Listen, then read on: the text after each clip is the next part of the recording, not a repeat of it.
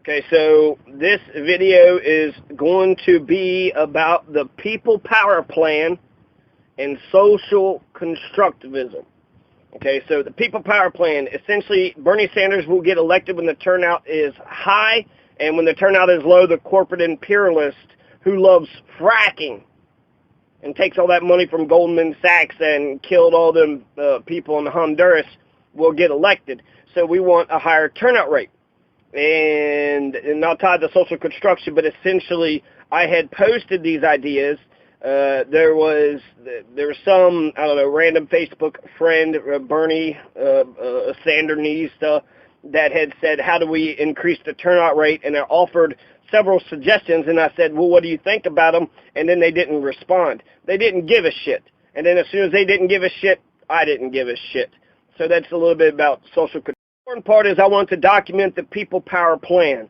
And I also think about Machiavelli, too. If I'm always about democracy and freedom and liberation, you know, what about, that's because I'm sort of, I'm poor, and so I don't have as much power. But if I start to gain wealth and I'm a dictator, you know, then people say, remember when you were about democracy? Why aren't you about that now? Well, you know, nobody says that to their damn boss at the fucking Burger King or at the factory. Nobody says shit to them because they're just a dick. They're just going to tell you what to do, and that's just how the fuck it is.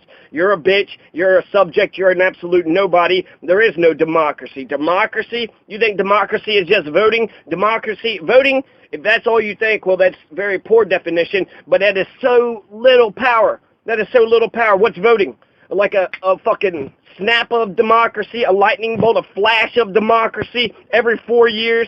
Oh, man, we got to get down and explain this, okay? So you got a lottery, the Australian way, the initiative, referendum, and recall, and instant runoff voting. I left the last for, it's my favorite one, so the best, I saved the best for last, okay? So lottery is, it's a lottery, right? So now if you just go out and buy whatever the fuck, you know, some goddamn ticket, it's the government anyways, it goes to education, and then it comes up, and it's actually, the lottery system takes 50%. So your dollar goes in, and maybe 50% might go to education, but the other 50% goes to the administrators. And so that's who's making the damn money. Anyways, the idea of a lottery is somebody's going to win $1 million. And so that's a way to encourage people to come out and go vote. One of y'all going to be a fucking millionaire. That would be sort of a freedom way to get people to go vote, which is opposite of the Australian way, which the lottery way I think is pretty good, but I don't know, people will be against it just because it's fucking different. It's weird, it's different, right? Oh, it's weird, it's different, fuck that. Okay, well then we'll just do it the Australian ballot way, or the Australian way. The Australian way is just to fine your dumbass for not voting. You don't vote, okay, you get a $1,000 fucking fine. Next time maybe you'll think about fucking voting. And not only will you vote, I mean, that's our system. If you're not participating in our system, if you're not voting, you're not doing anything. You're not calling your representatives. You're not looking at the legislation passed. You're not putting pressure on anybody. You're not doing a goddamn thing. You're not participating in our government whatsoever. There is no civil society. Where's the fucking democracy? Seriously, where's the democracy? Voting is very small amount of democracy. I like the idea of the ancient Greeks where they would all gather together and make decisions, the major decisions. We all make the major decisions together.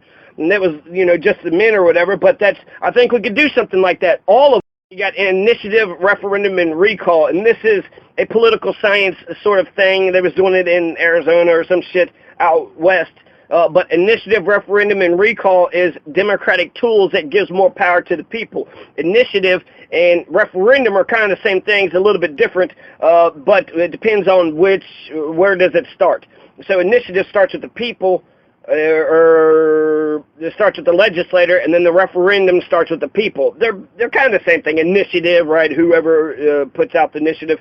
But initiative and referendum are the same because it goes to the ballot for the people to vote for. The only difference is that initiative is the legislator put it on the ballot, and a referendum is the people put it on the ballot. We should be able to decide, you know, the issues for ourselves. I don't even know why we have representatives. We give people power and say, okay, now you can rule over us. Now you can make laws that govern our lives. You vote for us. It's between what I'm trying to say is a representative democracy, a republic, okay, which is a democracy. A republic is a fucking democracy, you stupid fucking motherfuckers. but the difference between a republic and a pure democracy. So let's take Obamacare. Well, if you think that this shit could be distilled to where it's simplistic. Do you want single-payer health care? Do you want a corporate insurance sellout? Or maybe do you want a combination of the two? Do you want a sort of co-op where you could pick a private plan or you could pick the government's plan? I think if it was given to the people, they would decide whatever they wanted to, and I bet you they would decide the one in the middle because it's a good compromise. It's a good in-between one, and I would choose the one in the middle too. But yeah, sure, let the private businesses get in there if they want to, but I guarantee you the government insurance would be the cheapest one, and I'd go out and buy get myself some of the government insurance because I know it'd be the fucking cheapest. But that was never presented to us, so instead of actually getting what the people wanted, instead we got Obamacare, which was a corporate sellout. Now we are forced to buy private insurance. We are forced. And it was created by the Heritage Foundation. Bob Dole's the one that presented. Mitt Romney did this. This is a Republican health care plan. It's universal health care, but it's a fucking Republican. Donald Trump would be more for universal single-payer health care than what Obama was. So that's where I would want to go with that. That's what initiative and referendum is they put issues on the ballot. So instead of just choosing your masters, instead of just choosing the rulers who's going to rule over you, you get to choose the people, or you get to make the decisions on the issues. Do you want marijuana legalized? Do you want to go to war? Do you want universal health care, universal college? Do you want minimum wage to be $15 an hour? What do you, the people, want? Instead of voting for a representative and then hope they do what the fuck they're supposed to do, why don't we just make the decisions ourselves? That's democracy. We go around bombing people in the name of freedom and democracy, but we don't even know what the fuck democracy is. It's not being taught in schools, and that's where social constructivism comes in. If we're not being taught democracy, at what point do we ever get together in any aspect in our lives and make decisions based upon the group, have a discussion, point, counterpoint, and then present the evidence and then go with what the best idea is, right? And the great pool of ideas, the best idea should prevail. When do we do that? We don't do it in public schools. We don't do it in college. We don't do it in the corporations. We don't do it even in our fucking government. We don't even do that. It's a representative democracy. It's a republic, but it's an imperialist republic, right? And it's also a federal republic because you got the state system and the okay, it's pretty complicated shit, but it's important to understand if you want to know what kind of system you're living in. All right, so initiative, referendum, recall is if someone gets in there, you can boot them out. You can kick them out. That's what recall. Lottery, we got the Australia way, we got the fining people, the lottery, make somebody a millionaire who goes votes. Initiative, referendum, recall is you can kick somebody out. You have to get like the majority vote, but if somebody gets in office and does some heinous shit, recall I'm a little skitsy about, because Arnold Schwarzenegger was able to get in there, and in order to start a recall ballot, somebody has to really fuck some shit up. But I mean, the Panama Papers, they was able to kick the fucking Iceland's prime minister out that fucking second, that fucking day. Some bad shit went down, they said, get the fuck out, and now they got a brand new prime minister. It takes so long for us, Patriot Act is passed. Oh, fuck, we got to just go ahead and tolerate. NSA is established. This thing's established. Homeland Security, Iraq War. We've been at war for the last, 15 years? The most important war in the fucking, the history of our lives, right? The war on terrorism is the most important war. It was only 4 years. The American Revolution was 7 years. The Vietnam War was about 20 years, so we're getting to be to the Vietnam War. And that turned out pretty well, right? What about Korean War? That turned out pretty well. What about the War of 1812? My God, we do not know what the fuck we're doing. Ronald Reagan also gave weapons to bin Laden. You get all that blowback. So initiative, referendum, recall, that's democratic tools that increases turnout. The Australian way, fine people. If they don't go vote, you get a $1,000 fine. A lottery, somebody will become a millionaire, or maybe 5 people become a millionaire. If 5 people become a millionaire, would that encourage you to go out and vote? Oh, no, then fuck you. You get a $1,000 fine. Let's do them both. Let's do all 3, or let's do all 4. The instant runoff voting is, it is so awesome. It's an algorithm, but it increases your choices and your options, so you're not throwing your vote away. You have the election in 2000, which, supposedly, Bush stole the election, right? But he won by 537. The argument is Nader stole the election because Nader had actually received 97,488 votes, which is substantially larger than the 537 difference between Gore and Bush. So therefore, Nader is the reason why Al Gore lost. Nader had published like a list of 10 reasons, 10 items, 10 planks to a platform that Gore could have ran on, and he would have actually got more votes. So it's Nader's to begin with. It's Gore's to begin with. Gore stole the election from Nader. Gore would have dropped out, and Nader would have been elected. If Bush would have dropped out, right? I mean, so it's a democracy. I know Diverger's law. I understand political science, but it wasn't just Nader. There was about 10 people on the ballot in Florida. There was 10. Socialist Workers Party ran James Harris and Margaret Trow. They got 562. That's a significant difference. You have David McReynolds, Mary Cal Hollis, the Socialist Party, Socialist Workers Party, Socialist Party, Howard Phillips, Curtis Fraser, the Constitution Party, and that's 1,371. This is 622. So all these parties are bigger than the 537 difference between Gore and Bush, and that's because the Supreme Court wouldn't allow a recount. And even though there was all those, fucking bullshit hanging chads and butterfly ballads and shit. And it goes on. Monica Moorhead, Gloria La Riva, the Workers' World Party, 1804 votes. John Hagelin, Nate Goldhaber, the Natural Law Party, the Libertarian Party, the Reform Party.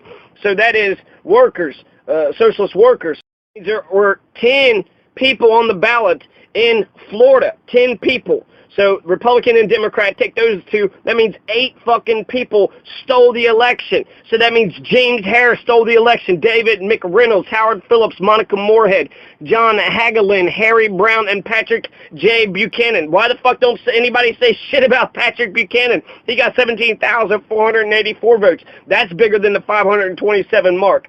So did all those people steal the election away from Gore? No, that's fucking bullshit. Gore just didn't get that 500 votes like he wanted to. The reason why I'm explaining this because instant runoff voting would make it to where you could vote who you wanted to vote for. You get to choose your preference. You could say, I wanted this guy, number 1, this person, number 2, this person, number 3, this one, number 4, and this one, number 5. So let's assume I voted for the Socialist Workers Party. That's my number 1 choice. They didn't get it, so that means it goes instant runoff voting. It's a preference ballot, so let's just say the top 5. What are your top 5 choices for who you want to become president? All right, my number 1 was James Harris, number 2, David McReynolds, number 3, Howard Phillips, number 4, Ralph Nader, and then number 5, Al Gore. That means the James Harris, they would have seen he was on last place. They would have kicked all his votes off, and then they would have gone to the second place. It would have gone to the second place. The number 2 was David McReynolds. They would see he was in last place, take all his votes, and then it would go to my 3rd choice, Howard Phillips. He was in last place. And then it would go to Nader. It would show that he's in last place, and they would just keep on eliminating one person, the one on the bottom, the one on the bottom, until eventually one emerges and one has a majority. As soon as one has the majority, then that's the fucking victor. That's the president. And so the instant runoff voting system, which they do in California, would be a way to increase Democratic turnout. Okay. Quick comment about Kentucky election. So in Kentucky, you have 3.1 million registered voters. 3.1 million. Well, only less than 1 million voted in the gubernatorial election last November. And then in the primary, you even had less. You had, in the Democratic primary, you had 178,000. Out of 3 million, I guess half of it, right? So out of 1.5 million, you had 180,000. 12%. 12% voted in the primary, and then 31% voted in the general election. What does that mean? That means that's not the majority. That means the people that are getting elected are not getting the majority. They're winning by pluralities, but even more important, it's showing that the demos, the people of Kentucky, say, fuck this system. They're not a part of the system. They don't even do the least of their duties. They're not even going out and go vote. So maybe they're saying fuck the elections, and the people that are elected have no democratic legitimacy because the majority of the people, the majority of the Kentucky people, when it came to the general election, 69% of Kentuckians didn't go vote. When it came to the primary 2015, 88%, a walloping 88% did not go vote. That's not democracy. That's not even a republic. What the fuck is that? You all want to bitch about what the fuck republic and federalism and, you know, like you fucking know something, representative democracy or imperialist. Like, you don't know what you're talking about. You don't know what you're talking about. 88% did not go vote. That means we don't even have we have a tiny bit of democracy because we got elections, but that's where we vote to give our power away. It's the flash of democracy where we give our power away, but even that little bit of democracy, 88% of the people isn't even doing. So that system says we only have a little bit of power, but in Kentucky, that little bit of power, we don't even have that little bit of power, because in politics, if you don't vote, you don't matter. You're running for office and you find somebody who says, oh, I'm not registered and I don't vote. Oh, okay, well, I'm going to go talk to somebody that matters. You don't fucking matter. So I think that's a huge problem, because that's not democracy. It's a very little bit of democracy, but I'm starting to feel like a damn fool by actually saying that I'm in favor of democracy. So once I get, you know, a good job, or once I get to be, you know, a fucking dictator or a boss of my own company, a CEO, then no, I don't want no democracy. I'm in charge. Just shut the fuck up, do what the hell I say. Why? I mean, it's like Machiavelli. When you're good all the time and you do something bad, people are like, hey, what the hell's up with that? But if you're bad all the time and then you do something good, people are like, wow, what a damn saint. So why be good all the goddamn time? If there was, y'all wanted democracy, you would have heard what the hell I've been talking about, but you don't want democracy. You don't give a... Constructivism is a new approach in education that claims humans are better able to understand the information they have constructed by themselves. According to constructivist theories, learning is a social advancement that involves language, real-world situations, and interaction and collaboration among learners. The learners are considered to be central in the learning process. Learning is affected by our prejudices, experiences, the time in which we live, in both physical and mental maturity. When motivated, the learner exercises his will, determination, and action to gather selective information, convert it, formulate hypotheses, test those suppositions via applications, interactions, or experiences, and to draw verifiable conclusions. So let's just, very beginning, it's to understand information they've constructed by themselves. And people want to say, you got a truth, I got a truth. I don't think so. I think there's an objective truth, but I think that we have different perspectives. And I think that I understand constructivist learning. Between Piaget and Vygotsky. So Piaget was constructivist, but Vygotsky was a social constructionist. So not only do we all create our own realities, but we are social beings, so we are constructing our realities together. So let me give you an example. If the basketball was very big in the Gouts County school, the high school that I grew up in. So since people cared about basketball, people would come out, pay tickets, people were talking about it. If you were a star basketball player, you were somebody. Well, a lot of people put a lot of emphasis and focus on being a good basketball player, because that's what people wanted to see. Nobody gave a shit if you passed all your fucking grades. Nobody gave a shit about the academic team or about the beta club. They didn't care about the academics and about what smart people were doing. And since people didn't care, you didn't have many people doing that shit. But people cared about the basketball shit, then everybody came out. And so that's social constructivism. People care, people did. When it comes to what people care about is what people do. So when some people or a lot of people care about a certain thing, then other people will do that certain thing because that's the focus. And that's obvious, and that's fine. That's just how it is. Maybe basketball is more interesting than calculus. I get that. But what I don't understand is, let's go back to this democracy thing. I've been talking about getting democracy in the fucking classrooms because it's a dictatorship. So I'm working on being a teacher. If I was just to go ahead and be a teacher like all the fucking teachers in Kentucky, all the professors in Kentucky and America, they believe in 100% compliance. I'm the boss. Shut your damn mouth. Sit down. Listen to what the fuck I say. Repeat my ideas back to me. And then you'll be smart. That's how you'll get by regurgitating the fucking ideas I spew out. And then that's how you learn. Education is self-education. You don't actually learn that way. But that's how I would supposed to teach. If I didn't go along with the beat of my own drum, then I would just go ahead and go along and be a conformist and jump along, you know, in this fucking Congo line, this Nazi Congo line. Just conform with everything. I'm the fucking boss. Shut your damn mouth. Do what the fuck I say. That was the reason I got kicked out of Spalding University, because I believed in the freedom and dignity of the student, and I believed in democracy. And so that means I would be different than every fucking teacher out there. I think that's important, because if you grow up and you believe in social constructivism and what's important isn't what your peers and your friends and your classmates say, but it's just what the dictator says, then you will grow up thinking that only authority figures matter and all else don't matter. Anybody else who acts like a regular fucking person and isn't going around being a bossy fucking bitch, a bossy dictating fucking piece of shit, that's the only people that fucking matter. Cops matter, but your neighbor doesn't. The cops have authority, your neighbor doesn't.